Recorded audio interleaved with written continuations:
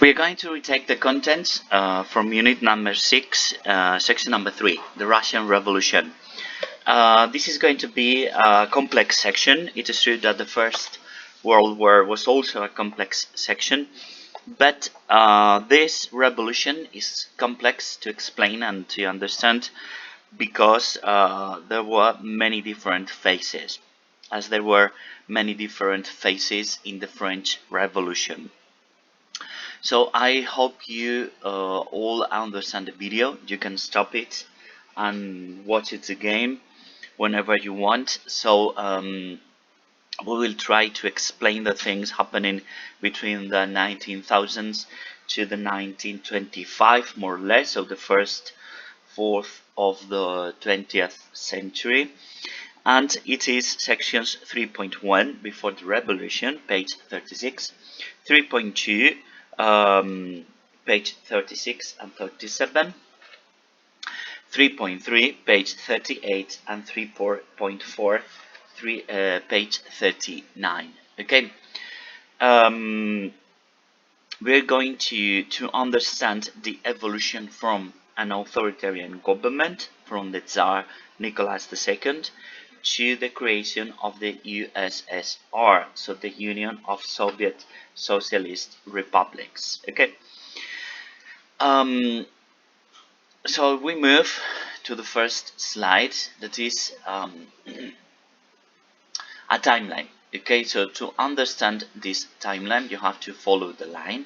Okay, from the different events, starting with Nicholas II starting government. Okay, and when Lenin dies and Stalin consolidated his power. Okay, so from this point until we can say this point here, okay, is the section 3.1. From this point here, these 2 points, okay, are about the revolution in 1905, and this is 3.2. Then this is happening between the 3.2 and the 3.3, and we can say that the revolution in February, so this line is 3.3, about the revolution, okay, and this, when we arrive to this point, is the section of the civil war, okay, between Bolsheviks and Mensheviks, okay, and then we have the final step is the section 3.4, okay. In short, we can say that the revolution crosses 3 important periods, okay, or we can say 4 important periods. The first one is the government of Nicholas II, so a Tsar in a very authoritarian government, a Tsarist regime, a Tsarist movement, okay.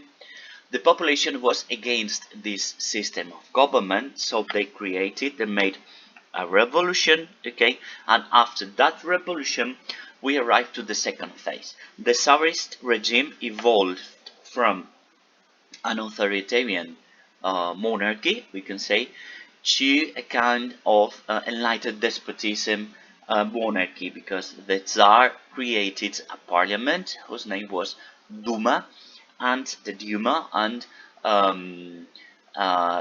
they created his new state, okay.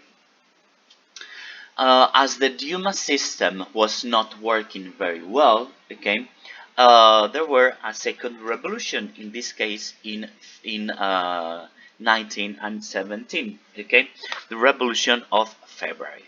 The Revolution of February put an end to the government of the Tsar, and it started a new period, a new phase, that was the Republic, the Democratic Republic, although with a provisional government in hands of Alexander Kerensky. Okay.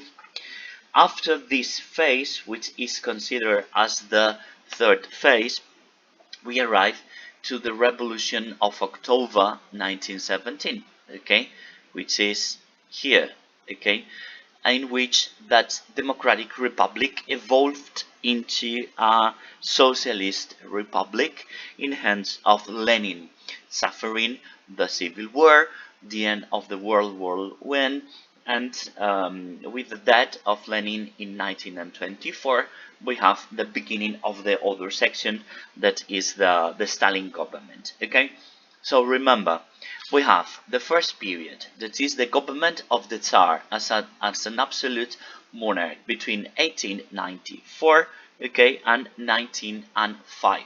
Okay, second period is the, we can say, the constitutional or the parliamentary or the democratic, we can say, or the enlightened Tsarism, in hands also of the Tsar, with the creation of the Duma between the 1905 and the 1917.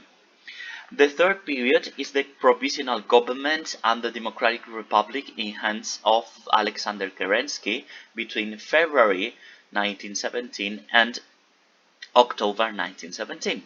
Okay, the next step is Lenin government of the Socialist Republic. Okay, the Bolshevik government and the Socialist Republic between the 1917 to the 1922.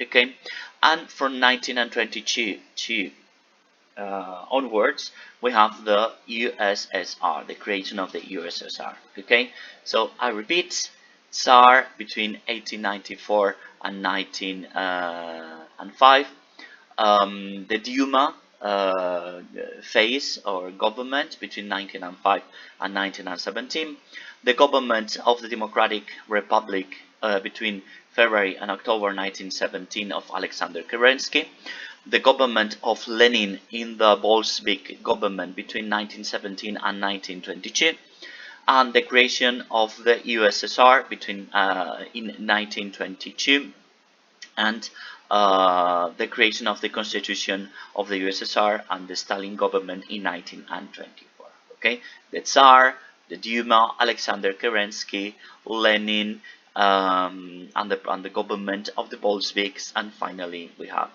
the USSR and Stalin. Okay, good.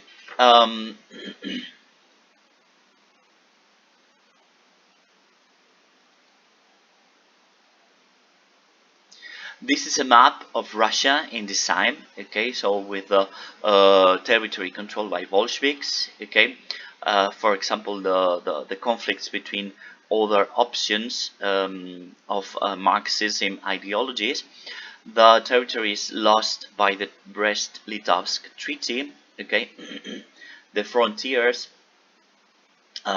This was a controversial frontier with China, the Manchuria region. And this is only to locate on a map what is happening and where is happening. Okay, good. So before the revolution, we start with the first phase. So the first step, that is the Tsarist government of Russia between the 1894 and the 1905.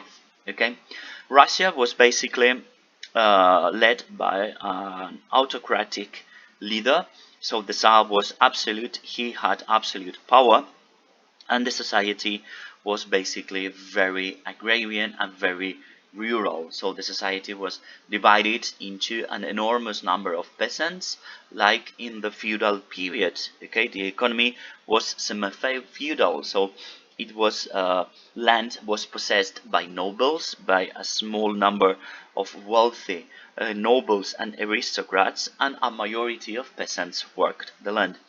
The industrialization started at the end of the 19th century, about the 1890, and it formed a small bourgeoisie of businessmen owning the factories and the production, and also the creation of a proletariat. But the country was basically rural and agrarian, and in the hands of this person, who was the last Tsar of the Russias, who is Nicholas II of the dynasty of the Romanovs. Okay.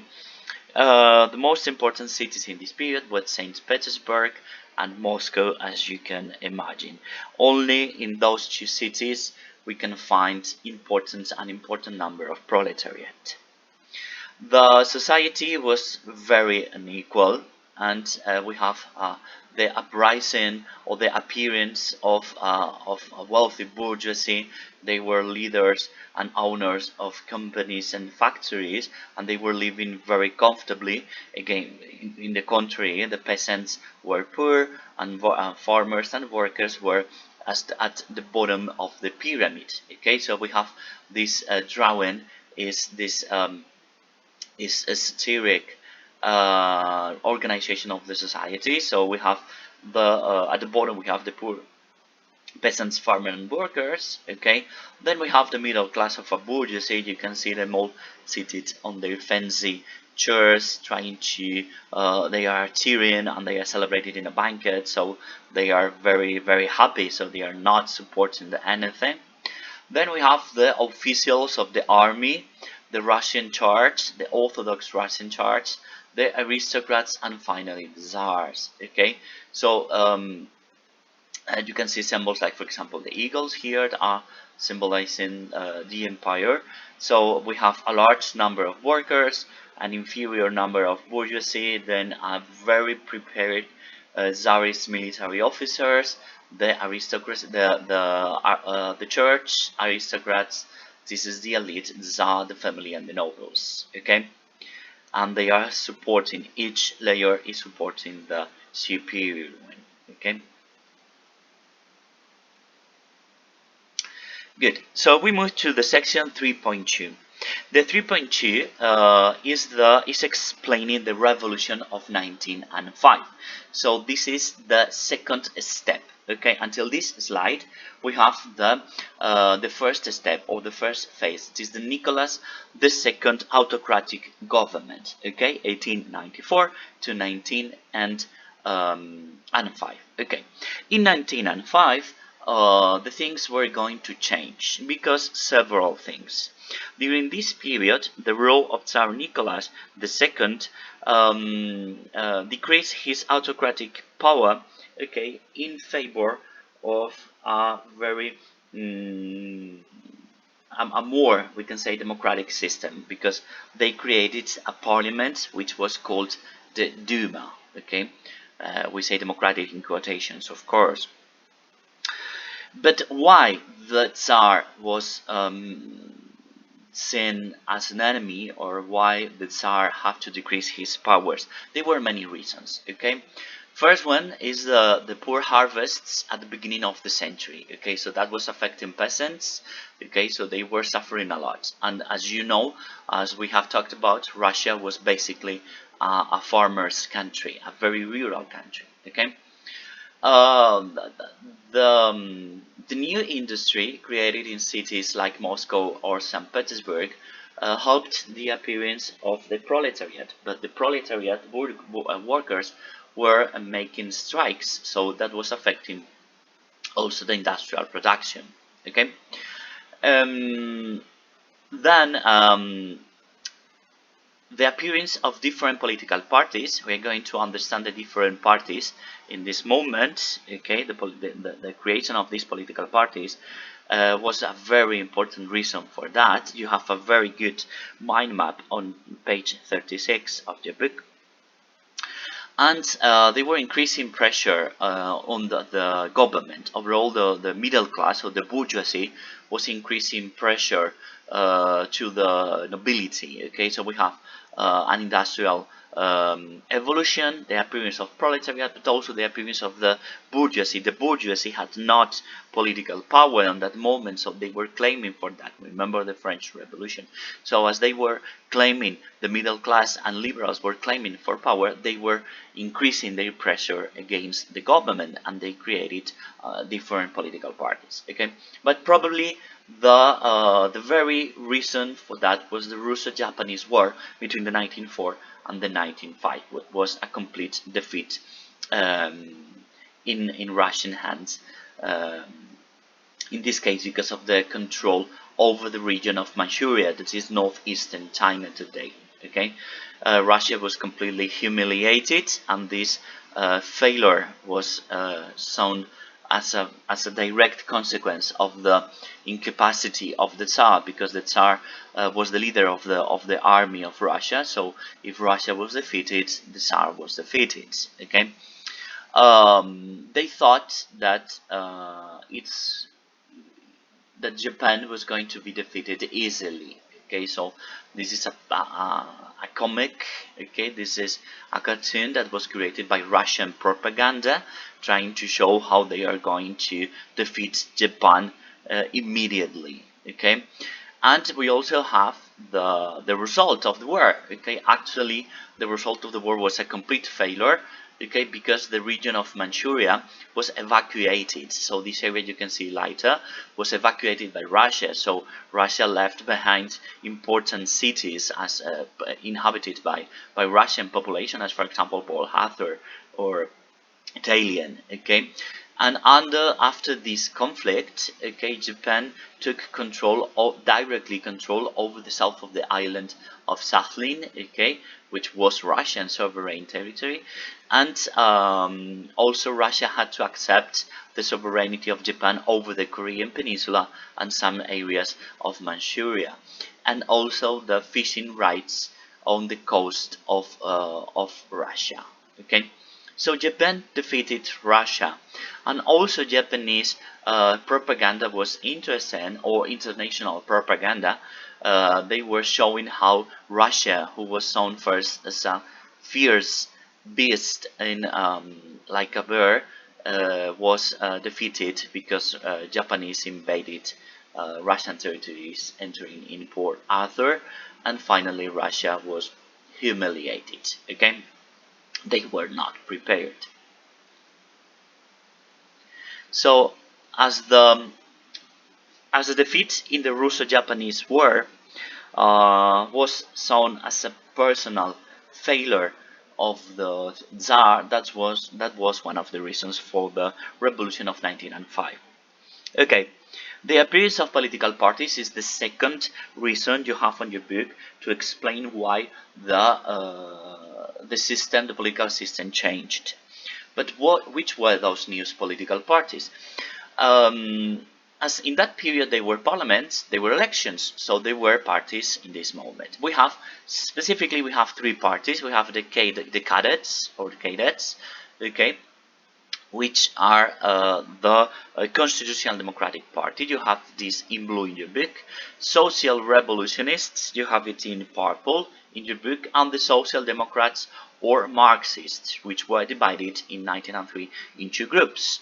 The biggest group, the majority, okay, the Bolsheviks, and the inferior group, the Mensheviks, or the smaller group. Okay, the majority of the Marxists, okay, was a small elite party, okay, and they considered themselves as the true Marxist party in this complete and complex system. Okay, one by one we're going to assist the creation of the different parties. Okay, the first one, we can consider this as the most liberal, or among the parties, okay, among the new parties, the most conservative, we can say. um, of course, we have the Tsarists and the Absolutists and the right-wing parties, and the Cadets Party, or the Constitutional Democratic Party. It is not absolutists. They were liberals, okay, but among the new parties was probably the less radical, we can say. They wanted the creation of a democracy based on a constitution. That's the reason why they were called Constitutional Democrats. In short, KD. Okay, so they were called KDs because of the capital letters. It is formed by business professional class and capitalistic landowners and lawyers and liberal and professionals. So this is the Liberal Party. Okay, this is a very Western-like European political party, as they were created in France, in the United Kingdom, in Spain, in Italy, in different countries of Europe for the time. Okay, liberal. This is a party formed by the bourgeoisie. Okay, They wanted a constitutional monarchy. That's a very important thing. They wanted a constitutional monarchy. They were like the Girondins in the French Revolution. Okay, they were not connected with the problems of peasants or workers. So this was the party of the bourgeoisie. Remember that. This was the party of the bourgeoisie, and they wanted to change from an autocratic monarchy in hands of the Tsar to change it into a constitutional monarchy. So that's the reason why among the new parties they were the most conservative, because they wanted less changes. In second hand, we have the Russian Social Democratic Party. Okay, this, or the Socialist Workers' Party you have in your book, okay, was the Marxist, a Marxist organization. Okay, it was led by Lenin, and it was divided into two sections, as you can say here. Okay, Bolsheviks, the biggest group, led by Lenin, and Mensheviks, the smaller group. Okay, we're going to talk about them later on this video. Okay, what is the difference between Bolsheviks and Mensheviks? It was a Marxist party, so they wanted a lot of changes. Okay, so they were not formed by bourgeoisie. They were not businessmen or landowners. They were peasants and workers, basically. So the Bolsheviks, who were led by Lenin, were considered themselves as Marxists, and they were waiting for the revolution, and they believed in a fight. Okay, they think that a revolution maybe has to use the fight and the force to achieve a success. On the other hand, Mensheviks, in hands of Martov, okay, they wanted to compete at elections, okay, and they were moved to participate in electing campaigns and political activism. Okay, so among this group, Bolsheviks were more revolutionary than Mensheviks. Mensheviks were like in an intermediate step between the Cadets, the Constitutional Democrats, and the Bolsheviks. Okay. But finally, we have another group, that is the Socialist Revolutionary Party, okay, which was held by Alexander Kerensky. Okay, this party was socialist. It was roots with Marxism, but it was not strongly a Marxist party. Okay, so the Socialist Revolutionary Party appealed to the peasants for support. So what is the difference between the Socialist Revolutionary Party and the Socialist Workers' Party? What is the difference between Kerensky and Lenin? Basically, that Kerensky gave to the peasantry a greater and more independent role. So they wanted first a revolution in the agriculture, a revolution of peasants, and then they moved forward. Okay, they wanted to solve the problems from the beginning, from the agriculture, from the problems of the farmers and peasants. On the other hand, Lenin supported his claims and fights and revolution on workers, on factories, on the proletariat. Okay, so Lenin wanted a quicker and faster revolution from the proletariat in workers areas, in working areas, and Kerensky wanted a more progressive revolution starting since the beginning, since the countryside. Okay, they thought, or they believed on other methods to achieve their goods. Okay, their goals. Sorry. So they were revolutionary. So if they have to use terrorist methods, assassinations, or things like that, they could use it. Okay. So we have the three political parties that you have in your book. We can say that in order we have the Constitutional Democratic parties, the Socialist Workers' Party divided into Mensheviks and Bolsheviks, and then the Socialist Revolutionary Party. Okay. So because of the reasons of the poor situations in the countryside, the strikes in factories, the appearance of political parties, and the Russo-Japanese War, okay, that provoked several reforms that were very slow. Okay, many citizens wanted more improvements in living conditions and freedoms, and this helped the growth in revolutionary groups. Okay, so this led to the revolution. We can say that this arrow is the revolution. What happens before, the revolution? That Nicholas II promised some reforms, and he created the Duma. Okay, so this is the starting of the second period, and political parties were voted, so they were allowed to organize the political system after this moment. But what was the 1905 revolution?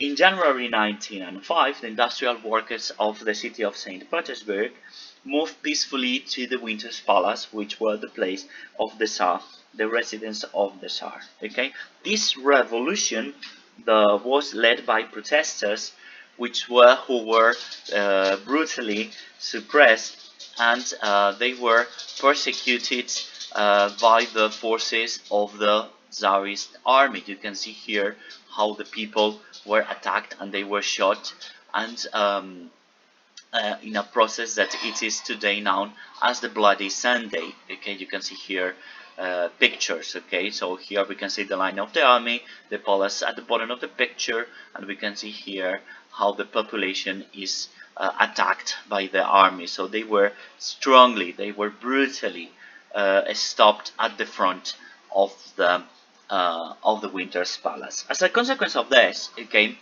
the organization of workers recognized or realized that with pacific revolutions, with demonstrations and pacific movements, they were not able to organize anything. So they created assemblies of workers which were called Soviets. That's a very important word. A Soviet is an assembly of representatives of workers, soldiers and peasants, okay, created to make decisions and take control of the revolution. Okay, so the Soviets were organized to control the revolution, and they were very important instruments in hands of the population. Okay, the Soviets were distributed all around Russia. We can see that the most important worker Soviets were in cities of Western Russia like St. Petersburg, Moscow, Kiev, Sevastopol, okay, or Ravel in today Estonia. Okay.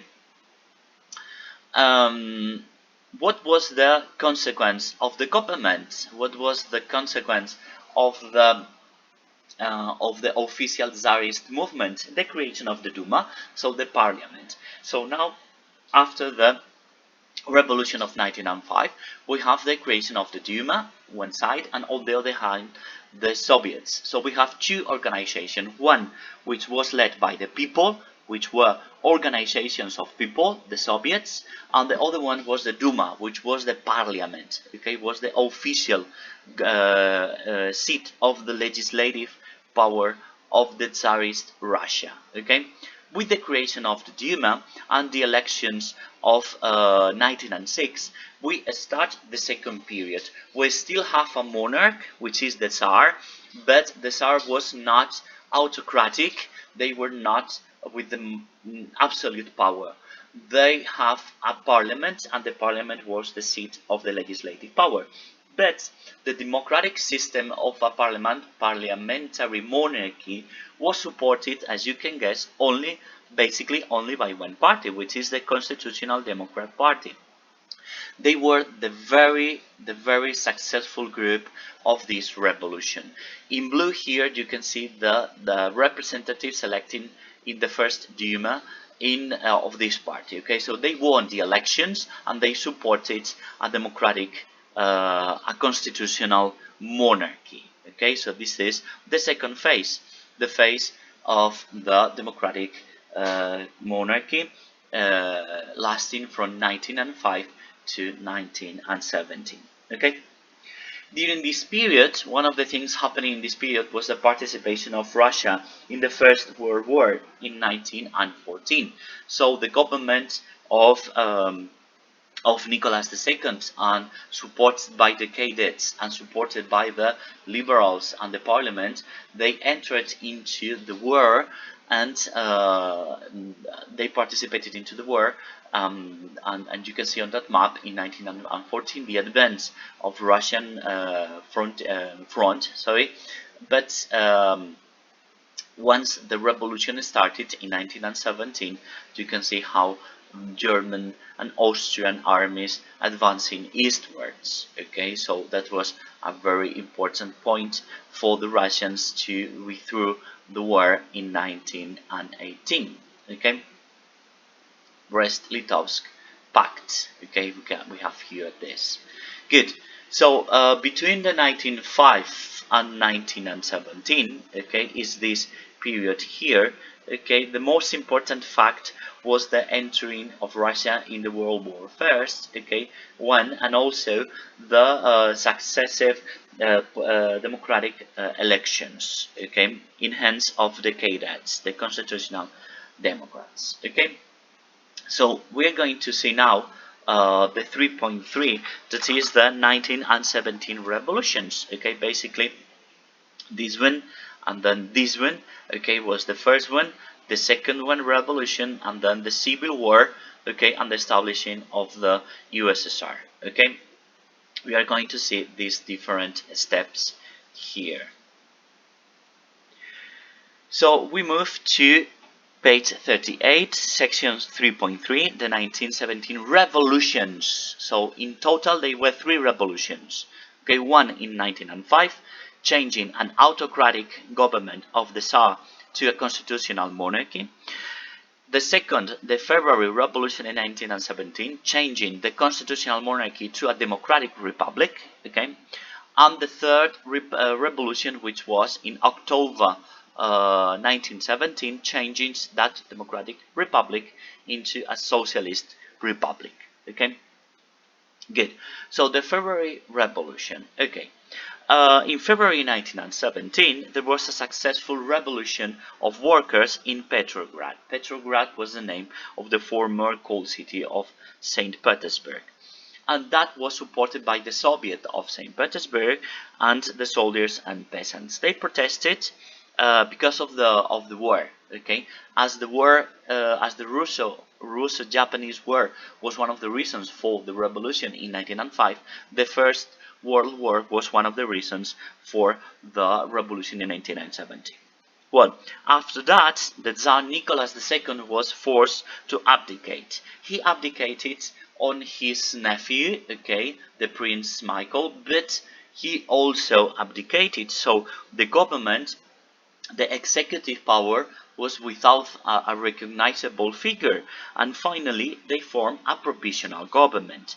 That provisional government was in hands of the socialist revolutionaries and also of Mensheviks. Okay, so we pass from the constitutional democratic power to the socialist and Menshevik government. Okay, so a kind of intermediate power. Okay, and we have Alexander Kerensky, who is here. Okay, was the leader, we can say, of the legislative power. He was like the prime minister, and also we have the Prince Lvov, okay, here, who was like the head of the state. They proclaim a new country, a new form of government, which was called as the Russian Democratic regime or republic. Okay, and they created a constituent assembly trying to write a constitution. Okay, but this government was not very long in time. It is true they wanted to make changes. Okay, but those changes were in hands of Mensheviks. Remember that Mensheviks wanted a slow revolution, and also Socialist Revolutionary Party, they wanted changes first in the countryside. So they wanted to start since the very beginning. So on the other hand, those reforms which were very well designed reforms were not applied very quickly. These political reforms failed because they did not keep their promise to redistribute land among the peasants and the workers in cities as, for example, St. Petersburg, in this case Petrograd, or Moscow, were completely in disagreement with that. Okay, so against the provisional government led by Kerensky, the Bolsheviks led by Kerensky and Mensheviks, Bolsheviks led by Lenin, so the most radical or the most progressive, depending of your point of view, the most radical or progressive section um, of the Socialist Workers' Party. Gained support, or was gaining more and more support in the Soviets. Okay, so we're going to see now how the things are turning. Okay, until this moment the power was in hands of the Duma, on the parliament, but once the parliament was in hands of the revolutionaries, okay, all the revolutionaries were not happy with this because they believed that the Duma was not acting very fast, so they wanted to change quickly. Okay, remember that is happening always the same when we talked about the American Revolution, and when we talk about the French Revolution, and when we talked about the changes in Spanish political issues in the 19th century. So Lenin, which was the leader of the Bolsheviks, okay, wrote a text which was called the April Thesis, okay, which was published in the newspaper Pravda, okay, and basically this was a book, this was a text containing ideas against the government. One of the most important things is that the Bolsheviks and Lenin consider the provisional government of Kerensky as bourgeois. So they were not proletariat, they were not peasants, they were bourgeois. Okay. He also condemns the World War I, okay, as an imperialist war, okay, and they also say that the first step of the revolution, that is the bourgeois revolution, has been passed. Okay, so if we have passed the first step, the bourgeoisie, we need to reach the second stage, that is the victory of the proletariat. Okay, that is the reason in this section, in this second thesis, why the Bolsheviks were considering themselves as the actual Marxists. Okay, because they recognize that all revolutions from absolutism had different steps. The first one is the bourgeois stage, so they need to pass to the second stage. Okay. We have many other things here, but basically is this. Okay, so they wanted to make the changes happening faster.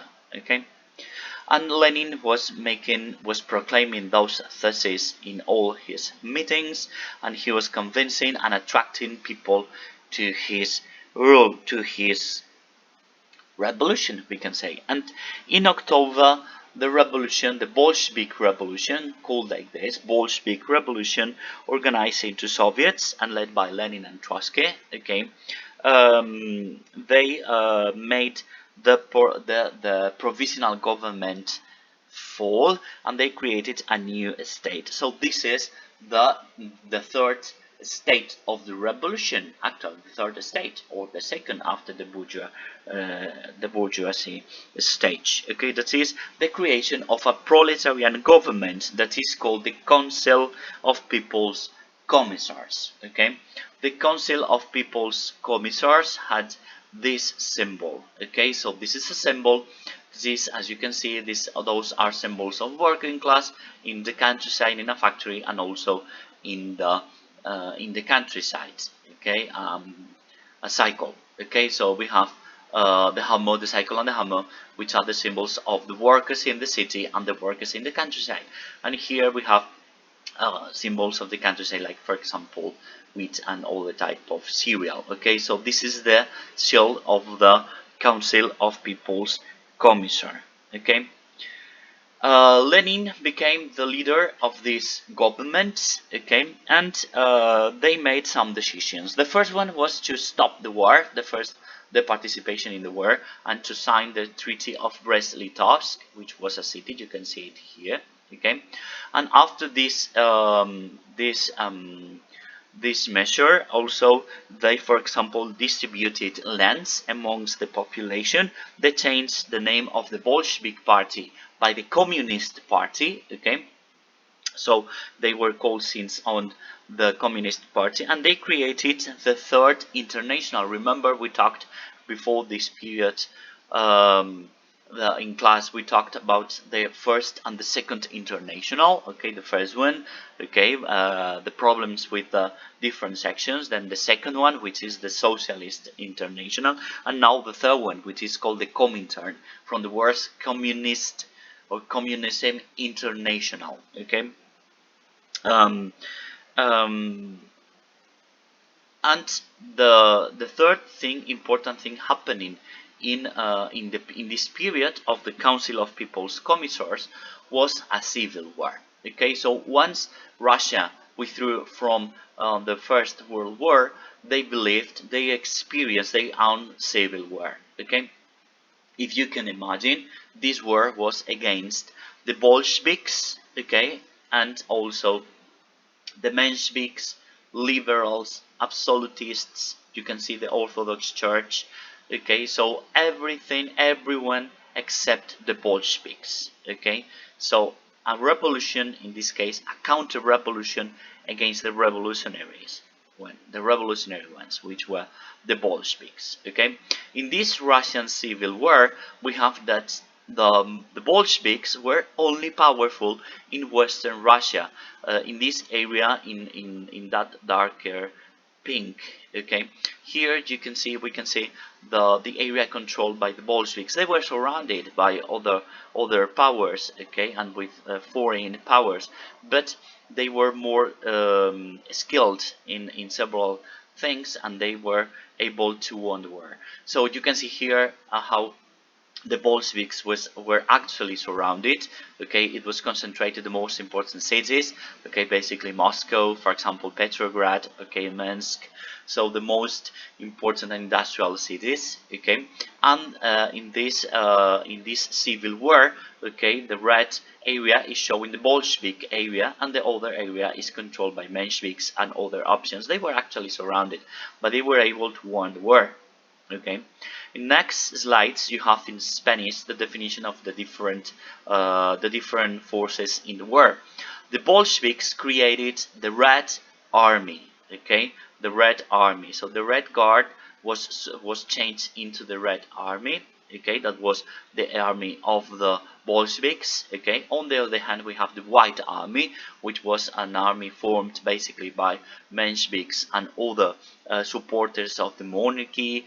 Um, for example, okay, landowners also, or peasants opposed to the radical Bolsheviks measures. Okay, the war was basically against the Red Army and the White Army, and basically the Red Army was supported by the Bolsheviks, was the Bolshevik army led by Trotsky, and the White Army was formed by the Tsarists, Mensheviks, liberals, cadets, different more conservative powers, and with the support of France, Great Britain, the United States, and Japan. Why do you think those countries supported the White Army? Because the Red Army was the army of a communist country or a communist party, and they didn't want the triumph of the communism. They preferred a liberal democracy, liberal democracies, okay, instead of communist Soviet organizations, okay. But at the end of this, the Red Army defeats the White Army, and in this conflict, the Tsar family, okay, so the Tsar and here his wife and their sons and daughters were escaping. They moved to Yekaterinburg, and then they were captured and they were killed. Okay, so this is a very shocking picture of the room they were killed. Okay, so the the that wall was uh, is like this because supporters of the monarchy were trying to find the bullets on the wall. Okay, but actually those are the places where the bullets impacted. So we can guess that that was a war in which the family was dead, was killed. And after that, so we don't have a Tsarist family, so they realized that with a Tsar family they are going to be always supporters of this political system. So after this revolution and after the victory of the Bolsheviks, okay, we have the creation of the USSR. So this is the new symbol of the new country, okay, in 1922. So we move to section 3.4 on page 39.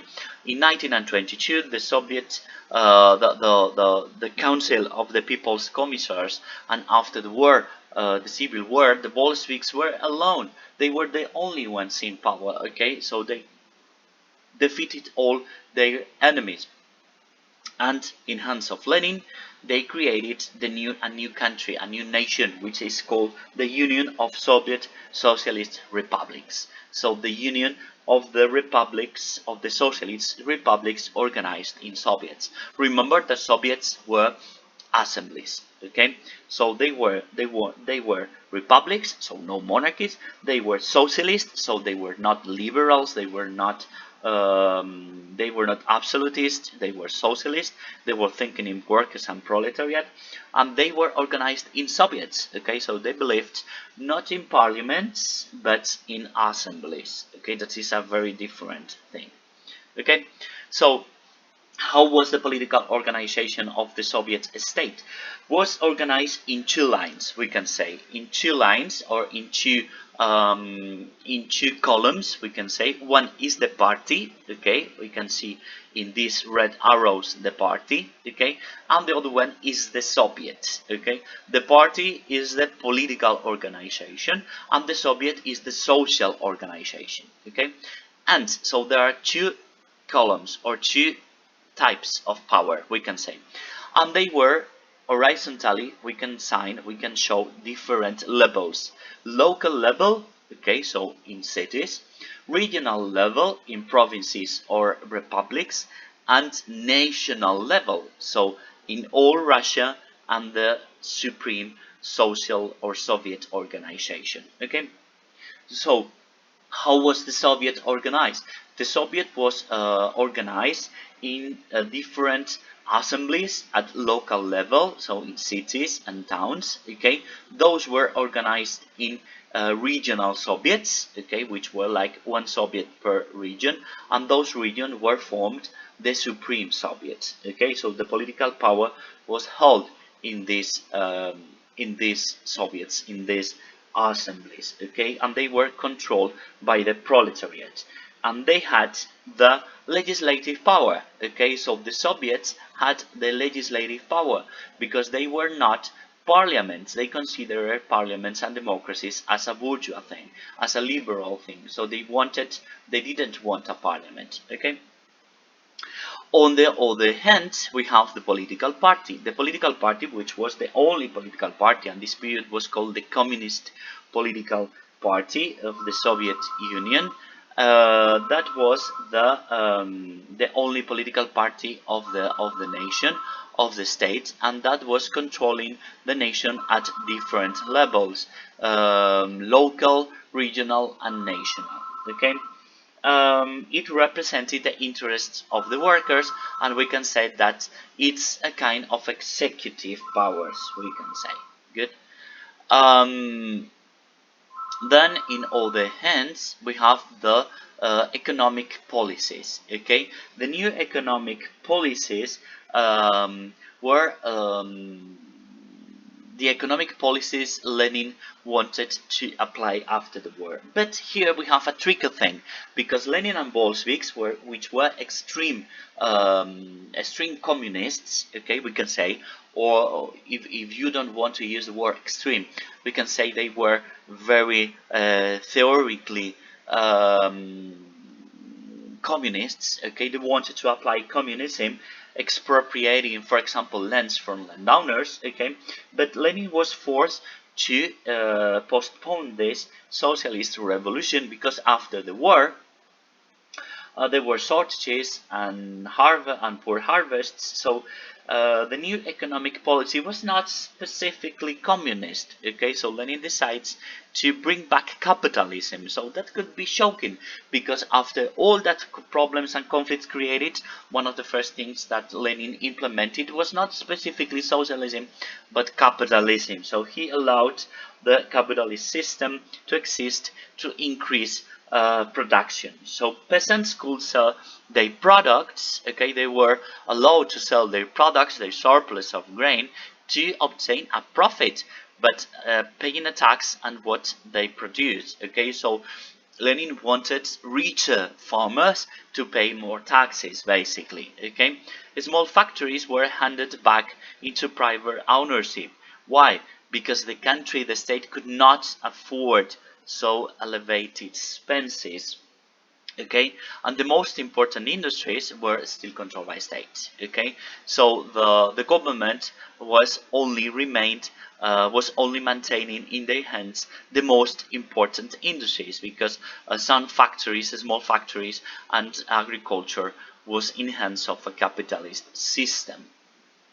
As a consequence of this, the production increased. Okay, and they changed the production of the warfare economy into a proletariat working for the successful of the nation. As a consequence of this, we can say that Russia between the 1913 and, for example, 1914 was increasing. Okay, so this is the percentage of increasing of their economy. Okay, so we can see, as for example, all countries except Japan, okay, and probably France and Russia and the United Kingdom, or the other ones, so the United States, for example, or for example China. Sorry, no, this is United Kingdom. So the other ones were decreasing, but Russia was strongly increasing. Okay, because of this system. Okay, because of the application of this system. This is not meaning that the country was very rich. This is meaning that they were using techniques making possible a quick evolution. Okay. GDP per head. So we can see here how the GDP is increasing even in the period of the Tsarist government. Okay, so here we have the first revolution in 1905. Okay, and we can see the effects of the first revolution. So the GDP was decreasing. Okay, the beginning of the government of the Tsar Nicholas II was also a period of crisis. Then here we have a period of crisis after the beginning of the first revolution in 1905. Okay, but little after year we have an increasing. Okay, and then we have the 1917 revolutions, which provoked an enormous problem and an enormous decrease of GDP per capita in a short period of time. But this is a V-shaped crisis because it recovered very fast. Okay, and this is the moment in which the new economic policies were taken, and we can see how the economy was growing very good until the end of the 90s, where the USSR was dissolved. Here we have the impact of the Second World War. Okay, that you can see this is almost the opposite direction of United States. That's a very interesting thing. Okay, how the war was, how the crisis before the war. Okay, so in the United States, the 1929 New York crash, and then how the war was provoking an increasing in production. So the United States was becoming richer and richer until the 1405. Okay. Good. So after this increase in economy, we need to talk about the territorial organization. So the new country was called the Union of Soviet Socialist Republics in plural. Okay, so we have different republics which were organized as social regions. So we have, for example, Russian Soviet Federalist Socialist Republic, okay, which capital in Moscow. We have Ukrainian Soviet Socialist Republic, Belarusian Soviet Socialist Republic, Kyrgyzstan, Yakutia, Georgia, and the regions of the Transcaucasian Socialist Federalist Soviet Republic. Okay, So they were different countries, they were different republics forming part of the same nation.